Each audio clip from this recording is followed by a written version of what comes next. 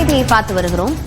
பெரியார் பிறந்தநாளில் அவர் வலியுறுத்திய சமத்துவம், சம உரிமை, சமூக நீதி பாதையில் பயணிப்போம் என தவிக தலைவர் விஜய் தெரிவித்திருக்கிறார்.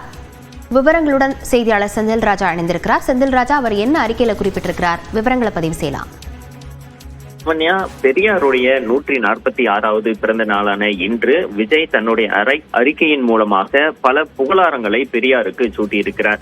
அதில் குறிப்பாக பார்த்தீர்கள் என்றால் சாதி மத ஆதிக்கம் மற்றும் மூடப்பழக்க வழக்கங்களால் விலங்கிடப்பட்டு கிடந்த தமிழ் மக்களிடையே விழிப்புணர்வை விதைத்தவர் பெரியார் என்று அவர் குறிப்பிட்டிருக்கிறார்.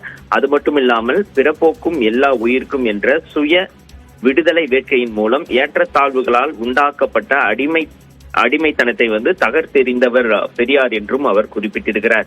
மேலும் மக்களின் பகுத்தறிவு மனப்பான்மையுடன் போராட தூண்டியவர் என்றும், சமூக சீர்திருத்தவாதி, பகுத்தறிவு பகலவன், தென்னகத்தின் சாக்ரட்டிஸ், தந்தை பெரியார் அப்படின்னு தெரிவித்திருக்கிறார். அது மட்டும் இல்லாமல் அவருடைய பிறந்த நாளில் அவர் வலியுறுத்திய பெண் உரிமை, பெண் கல்வி, பெண் பாதுகாப்பு, சமத்துவம், சம உரிமை, சமூக நீதி பாதையில் பயணிக்க உறுதியேற்போம் என்றும் அவர் தெரிவித்திருக்கிறார். தன்னுடைய கட்சி தொடங்கியதிலிருந்து பெரியாரை படியுங்கள் என்று அவர் குறிப்பிட்டிருந்தார்.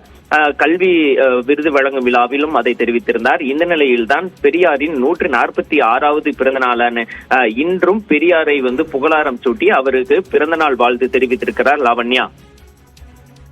விவரங்களுக்கு நன்றி செந்தில் ராஜா.